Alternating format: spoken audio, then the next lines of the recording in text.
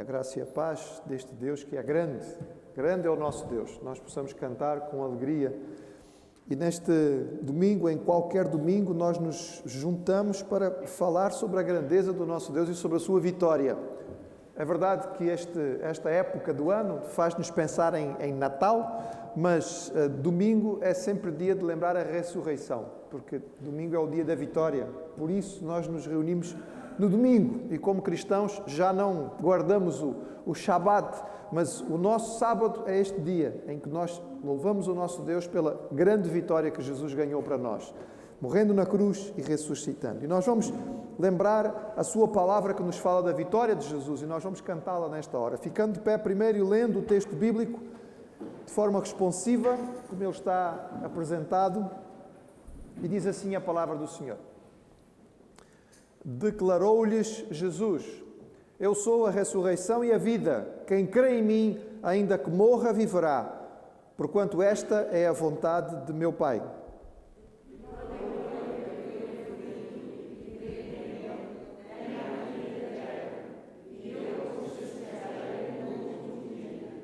Eis aqui vos digo um mistério. Nem todos dormiremos, mas todos seremos transformados. Num momento, num abrir e fechar de olhos, ao som da última trombeta, porque a trombeta soará, e os mortos serão ressuscitados incorruptíveis, e nós seremos transformados. Amém? A expectativa do apóstolo Paulo não era de morrer, era do arrebatamento, era da vinda de Jesus. Ele, há 2000 anos atrás, diria: nós seremos transformados, nós não vamos morrer. Jesus vai vir e Ele vai nos chamar, e num abrir e fechar de olhos, nós seremos levados e seremos transformados com corpos incorruptíveis, preparados para a eternidade. E nós temos esta certeza e esta convicção, porque Jesus foi o primeiro, ao ressuscitar com um corpo transformado. Estando vivo, e o nosso Salvador está vivo, está presente, Ele nos garantiu. Por isso o texto bíblico fala dele como as primícias, os primeiros sinais de que ia acontecer. Assim como com Ele o corpo foi transformado, Ele ressuscitou para esta nova realidade, nós também um dia teremos os nossos corpos transformados para viver eternamente na presença da glória do Senhor. Por isso vamos cantar com alegria. Eu adoro um Cristo vivo. Nós não vamos fazer peregrinações a nenhuma sepultura, irmãos.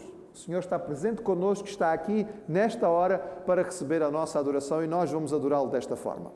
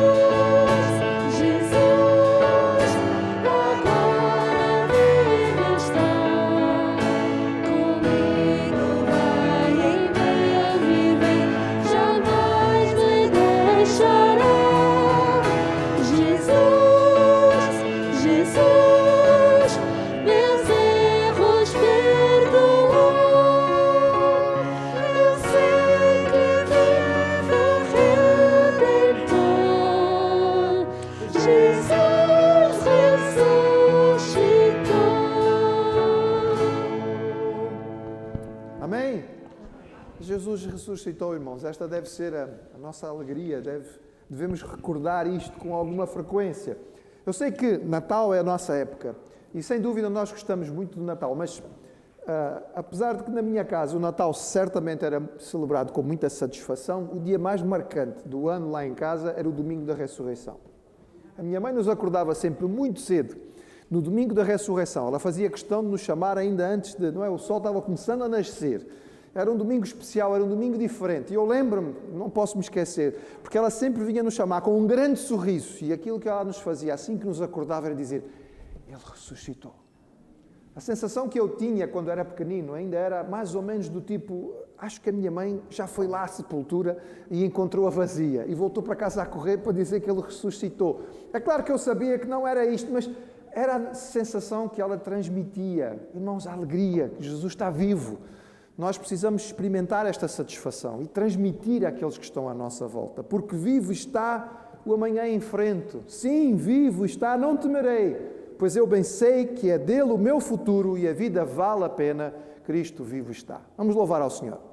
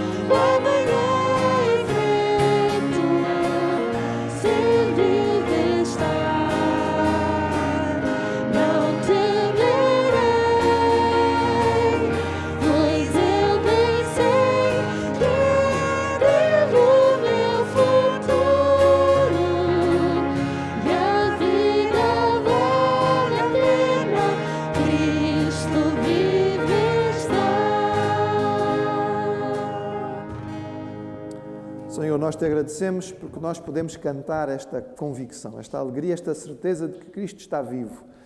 Nós o experimentamos connosco, nós percebemos a sua presença, nós recebemos as suas bênçãos, nós desfrutamos da sua direção. E te agradecemos, Senhor, porque o nosso Deus não é um Deus morto, não é um mestre que nós visitamos em algum lugar, numa sepultura, depois de uma peregrinação, é um Deus presente connosco a cada dia. E nós te adoramos, Senhor, porque a tua ressurreição é a garantia da vitória e é a certeza da nossa ressurreição um dia também. Senhor, nós te louvamos e te pedimos que tu aceites o nosso culto, recebas a nossa adoração e fales connosco enquanto estamos aqui reunidos em teu nome, porque é em teu nome que nós oramos. Amém. Antes do irmão sentar-se, dê uma olhadinha a quem está à sua volta, não é? Dê um tchauzinho, pelo menos identifique os irmãos. É bom que nós possamos, não é, perceber quem é que veio adorar connosco, apesar das limitações. Aqueles que nos acompanham pela internet também são bem-vindos para este tempo de adoração. Os irmãos podem sentar-se. Breves informações que são importantes para a vida da igreja. As cestas, não é que as famílias, algumas famílias da igreja recebem, estão prontas para os irmãos levantarem. São cestas também preparadas já pensando na questão do Natal. Então peço que não, se algum irmão ou irmã, alguma família está aqui presente que costuma receber, ao fim do culto suba logo para poder ir buscar a sua cesta. Também os mielheiros da APEC que foram distribuídos. Está na altura de fazer a recolha, então se os irmãos puderem trazer os mielheiros e entregar à irmã Carla Tavares para que possa ser feita a contagem e a entrega à APEC.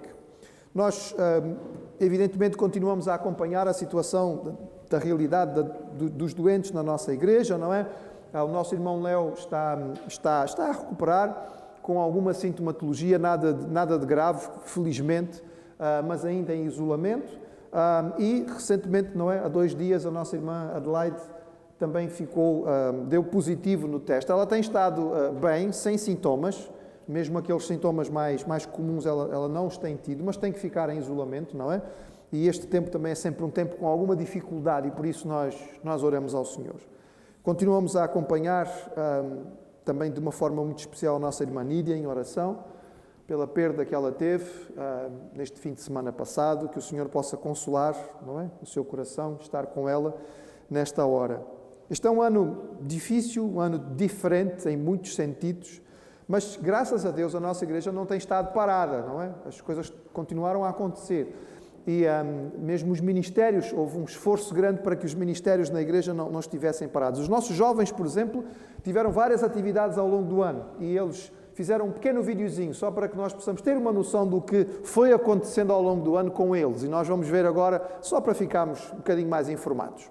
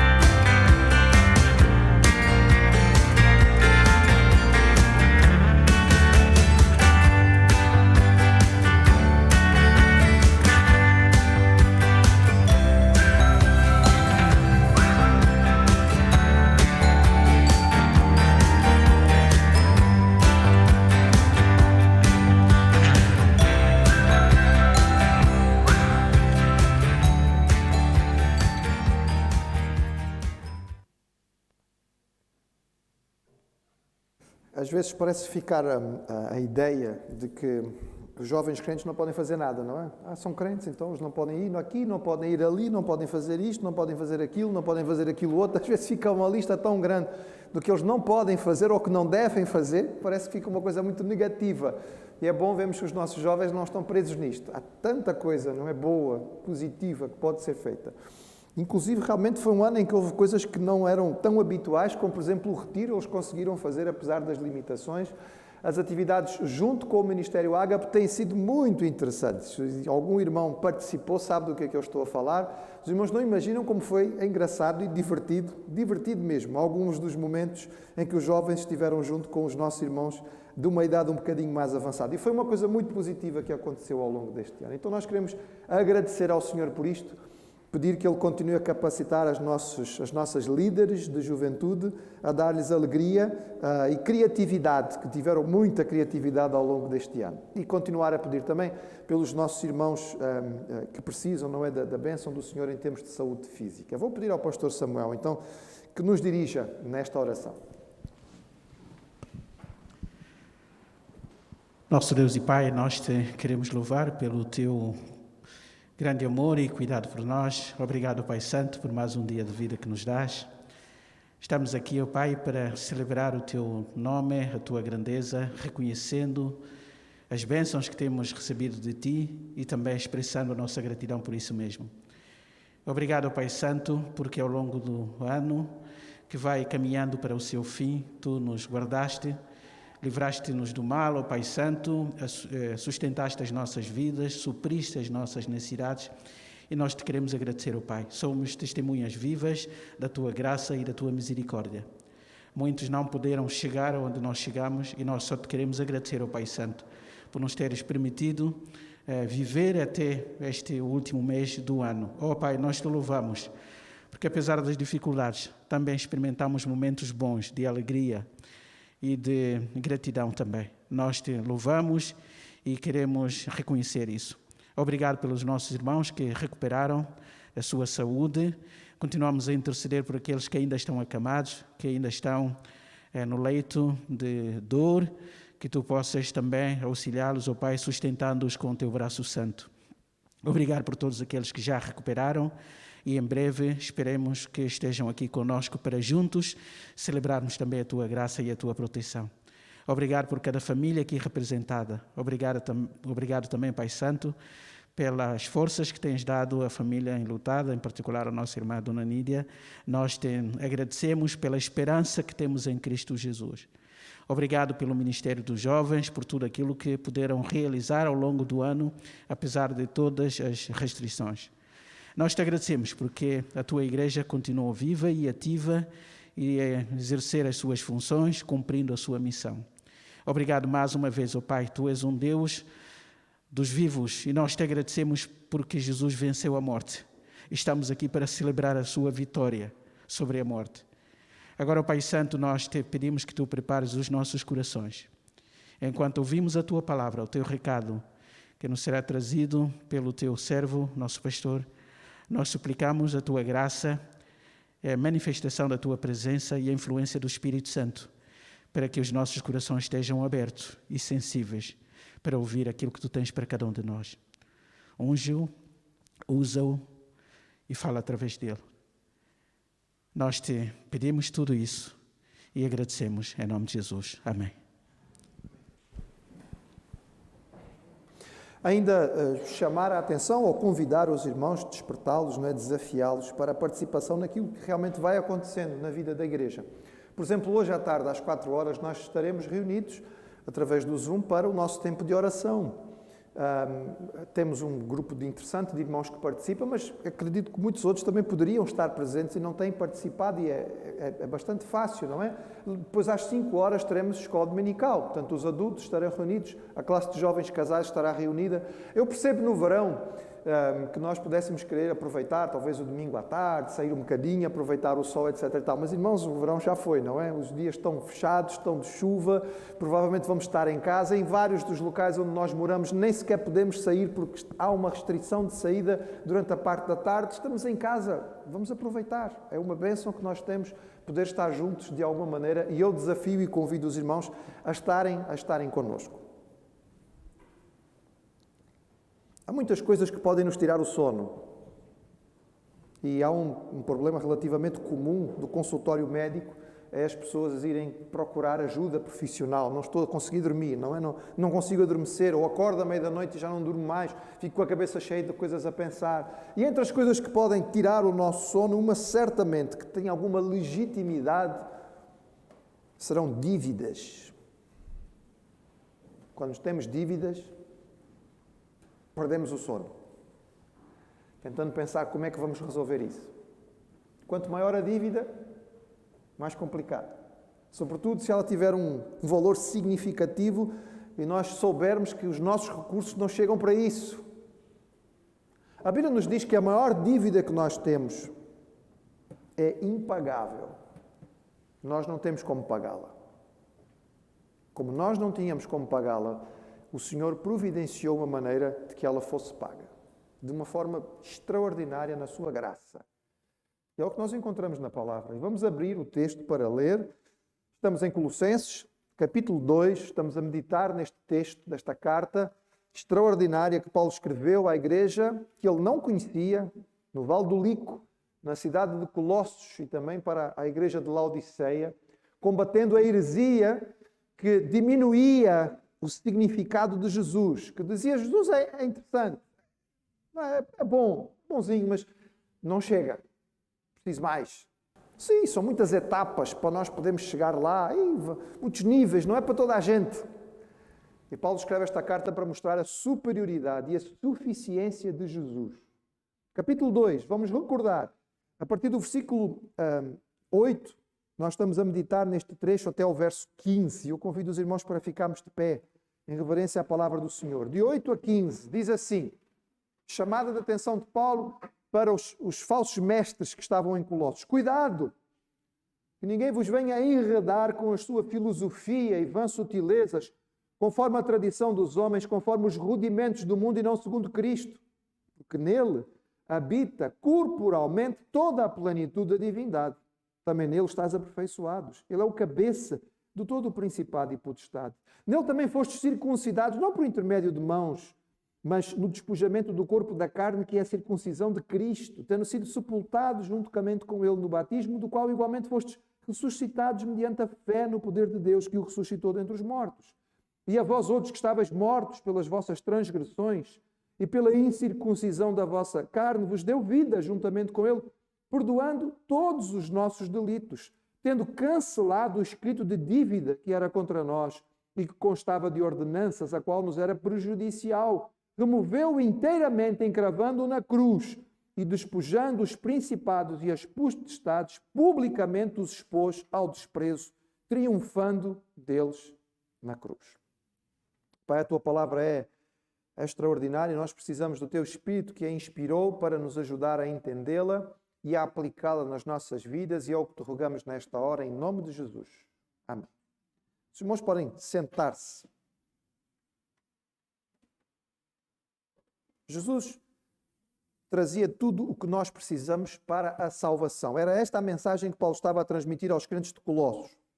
Estava a explicar aos crentes de Colossos, contrariamente aos falsos mestres, não havia vários degraus ou níveis para poder chegar à salvação, mas de uma vez só, Jesus fez tudo o que nós precisávamos e nos garantiu e nos deu e nos ofereceu de graça esta salvação. E ele então vai usar um exemplo, vai dar uma ilustração de como é que isto podia ser. E ao dar essa ilustração, aqui nestes versículos que vamos ver, a partir do verso 11, ele vai usar uma cerimónia, um rito antigo, que era do Antigo Testamento, mostrá-lo através do rito novo, que era do Novo Testamento, e como é que isto exemplificava que de uma vez só o Senhor tinha removido, tinha mudado a nossa situação e garantido a nossa salvação. Então ele diz no versículo 11, no qual fostes estáis circuncidados com a circuncisão não feita por mão do despojo do corpo, dos pecados da carne, pela circuncisão de Cristo. Nós sabemos que na Galácia, aquela região ali mais ou menos no centro da atual Turquia, os judaizantes, portanto judeus que iam às igrejas cristãs tentar alterar a sua doutrina, insistiam na circuncisão. E quando Paulo escreveu a carta aos Gálatas, ele teve que falar sobre isto de forma específica e dizer, ora, vocês não precisam ser circuncidados para ser salvos, porque era isto que os judaizantes ensinavam. Não parece que fosse essa a questão aqui em Colossos, não era bem por aí. O que Paulo faz é usar a circuncisão como ilustração da mudança de estatuto, não é? Era assim, passou por isto, agora é assim, de uma vez só. Acontece num único momento. Então, usando inicialmente o símbolo da circuncisão. A circuncisão, nós sabemos, era o rito antigo. Era o rito da antiga aliança feita entre Deus e Abraão, e a partir de Abraão toda a sua geração, portanto o povo de Israel.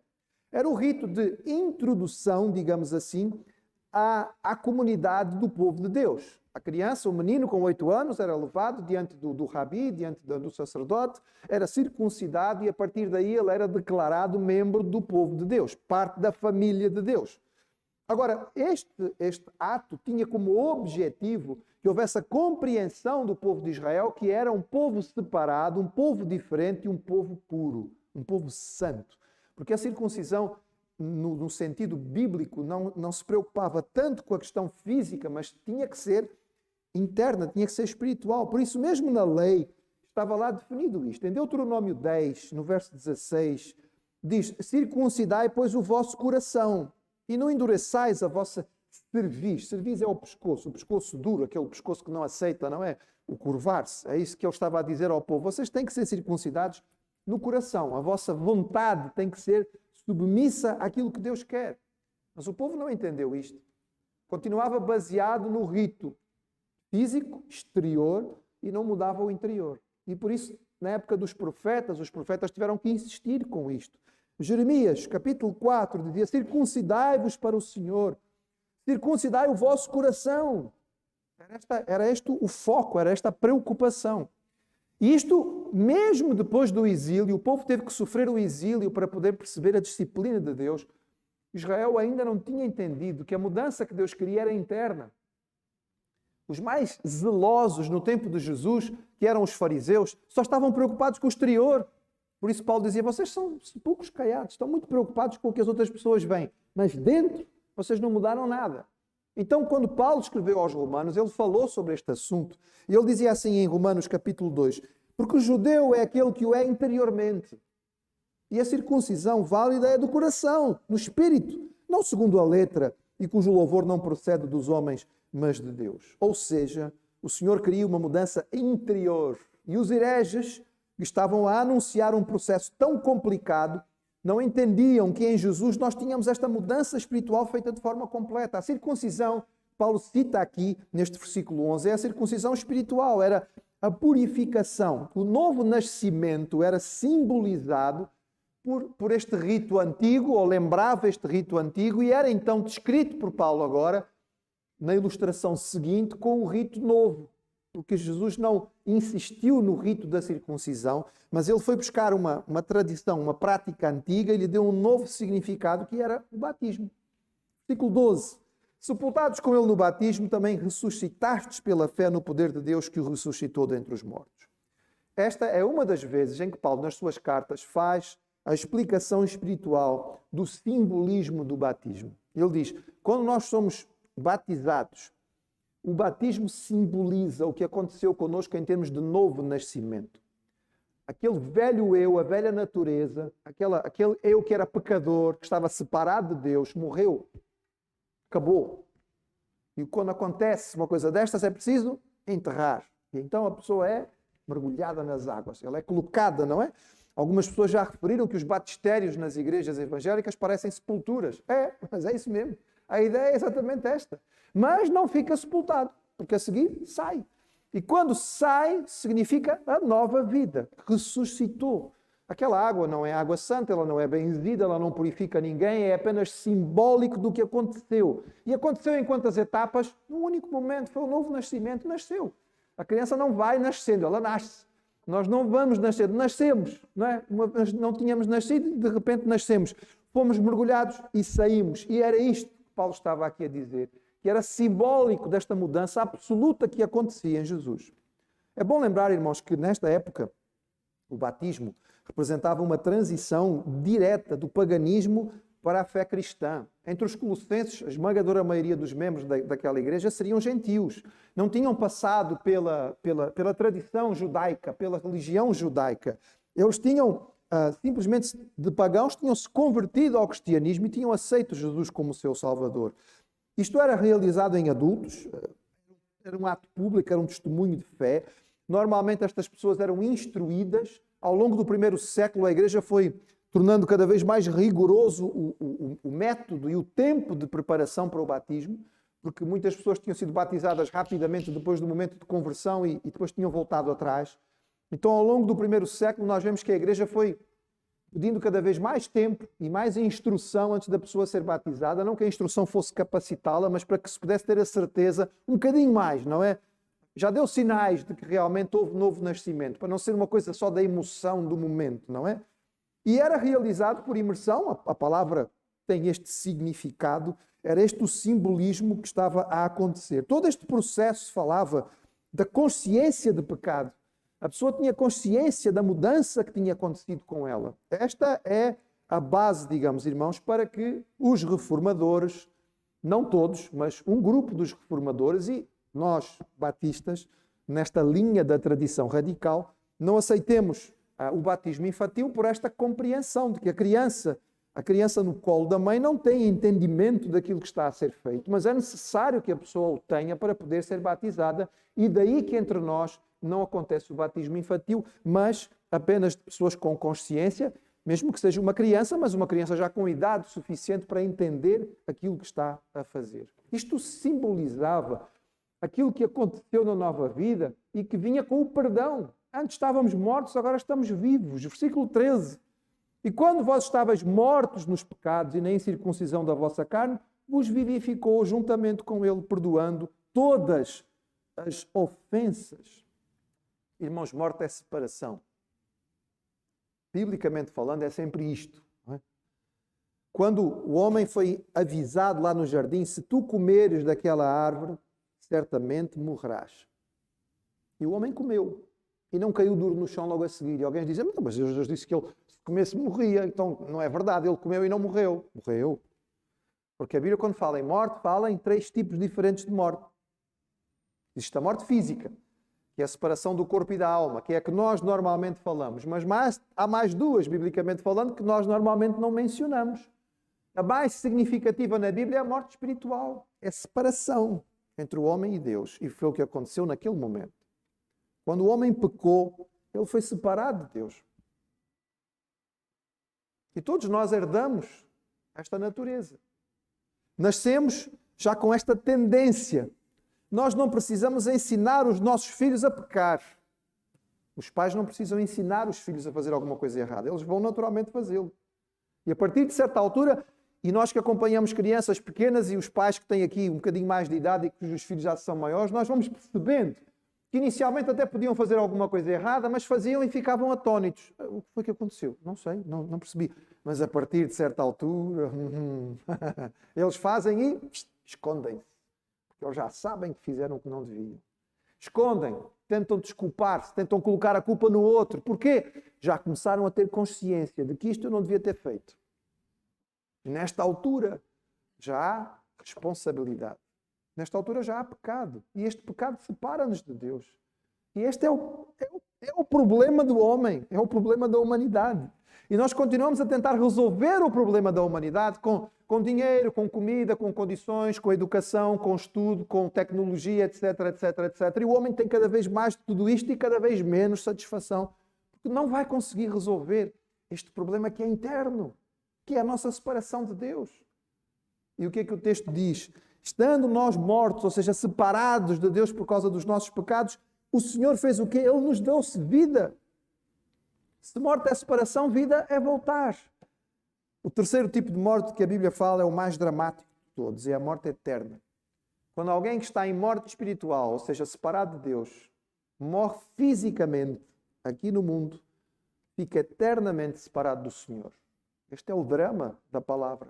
E é isto que nós podemos evitar, ou isto é que pode ser mudado na boa nova que é o Evangelho. Nós podemos ter vida, ou seja, podemos voltar a estar ligados a Deus. Como é que isto é possível? Ultrapassando o problema, e o problema era os pecados. E como é que isto foi ultrapassado? Através do perdão de todas as nossas ofensas. Veja, irmãos, o cuidado com que Paulo escreve. Todas as ofensas foram perdoadas. Então, para explicar isto, irmãos, ele vai usar duas ilustrações muito bonitas e muito poderosas. Como grande mestre que era, Paulo sabia que as imagens, as ilustrações, serviam mais do que muito ensino teórico. Então ele enche de ilustrações. Não sei se os irmãos perceberam lendo que havia duas ilustrações aí muito bonitas. Mas essas ilustrações que foram facilmente entendidas pelas pessoas que leram a carta no original eram muito ricas para explicar. A primeira delas, no versículo 14, ele diz assim: havendo riscado a cédula que era contra nós nas suas ordenanças, não é? A cédula ou o escrito de dívida, a qual de alguma maneira nos era contrária, atirou do meio de nós, cravando-a na cruz. Esta ideia aqui no original, a palavra no original, sobre este escrito de dívida, esta célula de dívida que havia contra nós, tem duas possibilidades. A interpretação desta ilustração tem duas possibilidades.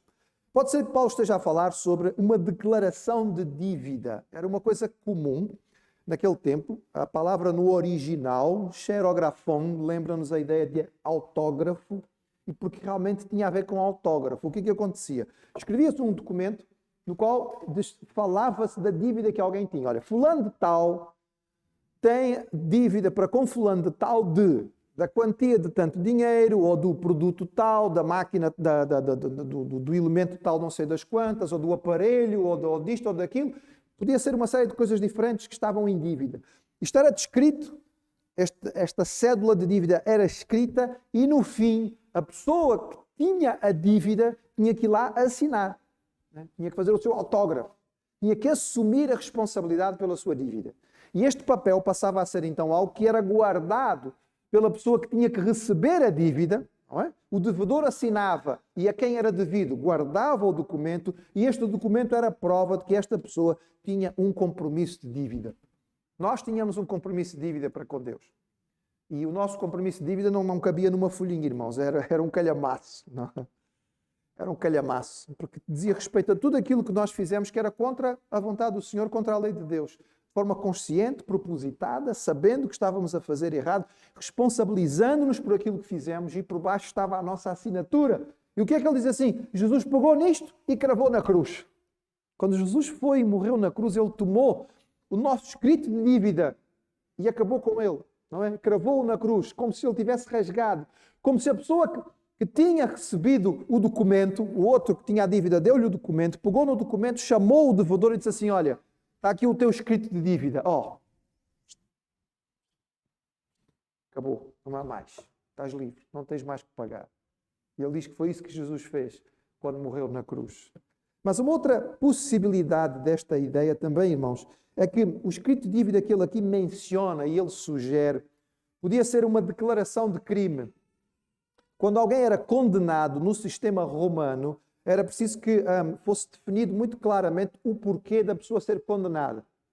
E ao ser condenado, o indivíduo era escrita a acusação. Então, por exemplo, se o indivíduo fosse condenado a algum tempo de prisão, a algum tipo de trabalho forçado, por exemplo, ir para as galés, havia um documento no qual estava descrito porque é que ele estava ali. E este documento era levado pelo indivíduo, era entregue, por exemplo, ao responsável do barco, onde o escravo ia ficar amarrado a um remo para remar. Era o seu escrito de dívida. Nós sabemos que isto era levado pelos condenados à morte. Como é que sabemos isto? Jesus levou o seu. Os irmãos lembram-se? Quando Jesus foi para a cruz, foi colocado sobre ele um escrito de dívida, que dizia o quê? Jesus Nazareno, rei dos judeus. Era a acusação. Este indivíduo está aqui a morrer, crucificado, porque ele se fez um rei. Ele se apresentou como uma alternativa a César, e é por isso que ele está a morrer. Ele é o líder de uma sedição, de um grupo rebelde. Era a acusação contra Jesus, o escrito de dívida. Então, se é esta a ideia, o que é que acontecia quando alguém tinha um escrito de dívida? Era preciso resolvê-lo. Bem, Se a dívida era de tempo, por exemplo, o escravo que estava amarrado a um remo ou outra coisa assim do género, quando a dívida era eventualmente paga, há 10 anos de serviço, ok, terminou os 10 anos, então o documento era retirado, o escrito de dívida, e nele se colocava um carimbo com uma palavra. Tetelestai. Está consumado. Está terminado. Aquilo que este indivíduo tinha que pagar, já pagou. E agora, em qualquer momento que este indivíduo fosse encontrado, mas você é aquele fulano que fez... Não, calma, está aqui, ó. Tá. Leia o que está escrito aqui embaixo. Realmente eu tinha. Realmente era dívida, mas ó, está consumada, está paga, está acabada. E é claro que os irmãos estão a perceber o que é que isto significa, o que é que Jesus fez quando morreu na cruz. Ele ali esteve em sofrimento e quando ele se aproximou do momento final, ele entregou a sua alma ao Pai, mas antes disso ele bradou para que ficasse bem guardado. Está consumado. E esta afirmação, irmãos, era definitiva. E isto era importantíssimo neste contexto. Porquê? Porque os hereges, eu estou repetindo para que os irmãos guardem bem, os hereges em Colossos diziam que a salvação não era... A salvação era muito complicada.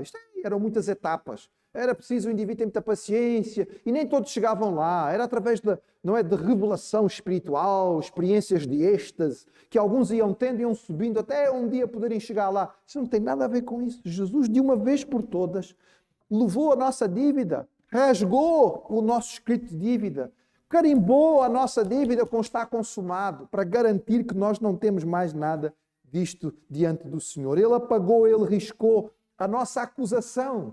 E isto é algo extraordinário. Uma das ideias que está descrita aqui neste versículo 14 nos faz lembrar a lei, não é? Ele diz as ordenanças que eram contrárias a nós. Porquê, irmãos? Porque quando o homem lê a lei de Deus, ele percebe o quanto está em transgressão. Aliás, a palavra do Senhor e o pecado são forças contrárias. Já tentaram pegar no ímã e pôr os dois lados juntos? Quando é os dois lados positivos, acontece o quê? Não é? Repele, não consegue estar junto. Quando nós estamos em vida de pecado, irmãos, abrimos a Bíblia e nos sentimos mal. Porque quando começamos a ler, ela fala contra nós. E parece que todos os textos que nós abrimos são contrários.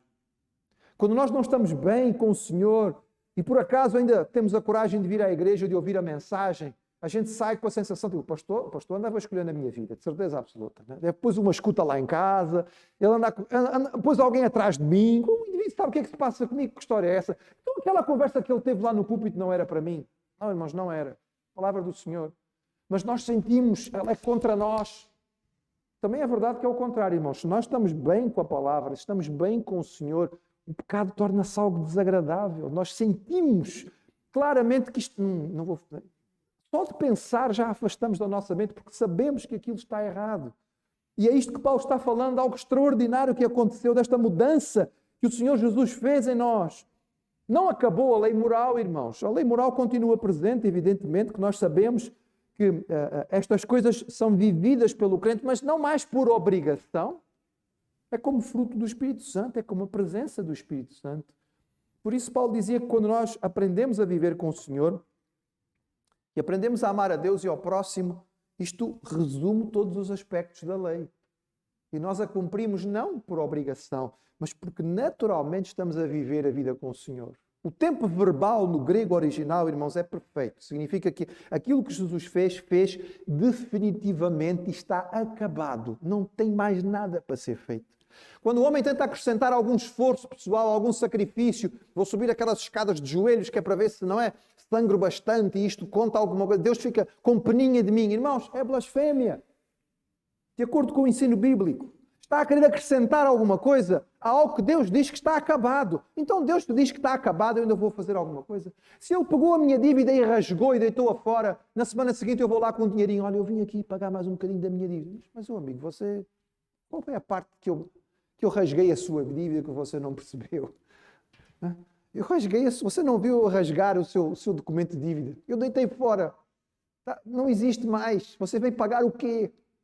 Irmãos, é isso que acontece quando o homem tenta fazer alguma coisa para acrescentar a sua salvação.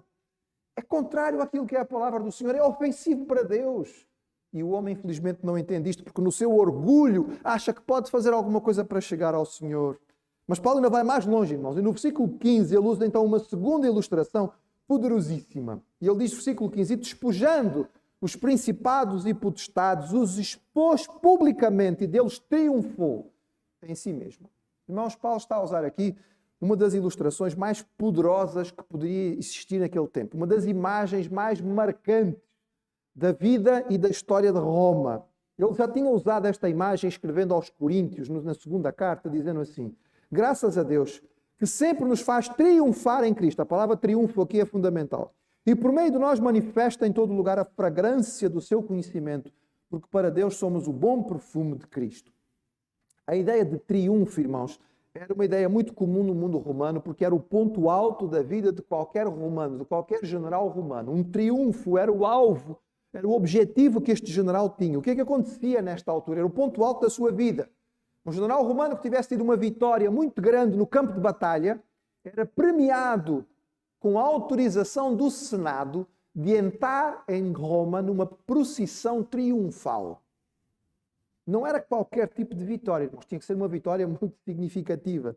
O general tinha que ser o chefe supremo, não podia ser qualquer general secundário. Tinha que ser o chefe principal das tropas. Tinha que ser este indivíduo, era ele que vinha em triunfo.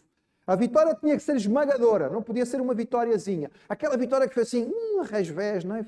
Quase que não ganhar, não. Tinha que esmagar completamente, pacificar a região. Tinha que ser tão significativa que depois daquela situação as tropas podiam voltar para casa. Já ganhou, olha, o inimigo foi tão derrotado que nem é preciso pôr nenhuma guarnição. Podem voltar para casa que está tudo pacificado, está tudo resolvido. Pelo menos 5.000 soldados adversários tinham que ter sido mortos. Isto era considerado, o tamanho de uma legião era considerado o suficiente. E normalmente um novo território tinha que ser acrescentado ao império. Numa guerra contra estrangeiros, não em guerra civil. Quando acontecia tudo isto, então havia uma procissão triunfal. Apenas uma imagem para ajudar os irmãos a perceberem. Nesta procissão vinha o general, vinha com parte dos seus soldados, e normalmente traziam também uma série de coisas próprias da região que tinha sido anexada, frutas, animais, coisas daquela região, para mostrar, não é, a riqueza que tinha sido acrescentada ao império. E uma coisa muito importante, não sei se os irmãos veem aqui nesta imagem, ali por trás dos soldados, ali no meio, há uma série de prisioneiros, repararam? Indivíduos que estão ali, não é? Despidos da cintura para cima, amarrados, estão algemados. Estes são os inimigos ou os chefes das tropas inimigas que tinham sido derrotadas. Os romanos certamente se lembrariam muito do grande triunfo que aconteceu na altura em que Júlio César entrou depois de derrotar os gauleses, trazendo Vercingetorix, que era o grande chefe da rebeldia gaulesa. Ele vinha entre os prisioneiros. Estes prisioneiros eram apresentados diante de todos, normalmente eram os chefes das tropas inimigas, que eram mantidos vivos só para serem expostos publicamente e depois iam ser mortos. Irmãos, o que é que diz o versículo 15? E despojando os principados e potestades, os expôs publicamente ao desprezo, triunfando deles na cruz. O que os hereges em Colossos diziam é que estes principados e potestades eram seres espirituais de níveis espirituais secundários, que era preciso chegar a eles para eventualmente chegar a Deus. E Paulo disse, estes seres não interessam minimamente, estas potestades, estas autoridades espirituais não interessam minimamente. Jesus está tão superior a eles, ele é como um general romano que os derrotou na cruz e triunfantemente, não é? Chega à presença do Pai e expõe estes poderes que vocês valorizam tanto como inimigos derrotados. Irmãos, aleluia! Que imagem poderosa! Para nós é apenas algo que a gente pode tentar imaginar ou eventualmente ver em algum filme. Há muitos filmes e séries que mostram, não é, algo semelhante àquilo, ou pelo menos uma representação de um triunfo romano, mas não é a mesma coisa como está naquele tempo. Os colossenses conheciam esta história. Aquelas pessoas tinham provavelmente já visto esta procissão de soldados romanos e do seu general vitorioso. Eles entendiam o que é que isto significava. Jesus venceu. Ponto. Final. Acabou. Aquilo que era preciso ganhar para nós foi ganho de forma definitiva. Nós não somos chamados, irmãos, a nos arrastarmos em níveis, não é, de esforço para tentar de alguma maneira, sempre com muita dúvida, saber, será que eu sou salvo? Será que não? Será que quando eu chegar lá vai ser possível? Irmãos, aquilo que Jesus ganhou para nós, ganhou de forma definitiva. E quando nós recebemos o Senhor na nossa vida, nós recebemos a sua salvação de forma definitiva. Não há mais nada para fazer? Irmãos, o processo de santificação vem depois. Mas o processo de santificação não tem a ver com o fato de estarmos, fomos salvos. Agora queremos crescer na comunhão com o Senhor. Mas a salvação está garantida de forma completa por aquilo que Jesus fez. Ele rasgou a nossa dívida e Ele nos conduz em triunfo, é o que Ele diz. Aqui, Ele depois na carta aos Coríntios acrescentava, Ele diz que nós fazemos parte das tropas que vamos no triunfo. Jesus é o general vitorioso e nós somos as tropas que chegam com Ele. Estamos aqui, entre aqueles que receberam o prémio vitorioso, expondo o inimigo à derrota final. Irmãos, coisa extraordinária. Isto não é apenas o nosso futuro, irmãos, é o nosso passado. O Senhor já venceu. E Ele nos dá a vitória para que nós possamos viver vidas de vitória. O crente não precisa viver se arrastando de derrota em derrota, não é? De experiência ruim em ruim. Ele pode experimentar a vitória do Senhor na vida aqui, apesar das limitações, e ter a certeza de que um dia nós estaremos desfrutando esta vitória absoluta na glória. Tudo isto, irmãos, faz parte da salvação, da graça extraordinária que nós encontramos no Senhor. E por isso nós vamos cantar a graça com alegria, com satisfação, e terminar este culto louvando ao Senhor por esta maravilhosa e imensurável graça que Ele nos estende. Vamos ficar de pé para cantar, irmãos, com alegria. Este cântico tem que ser... Se o irmão compreendeu a mensagem, eu espero que possa cantar com satisfação.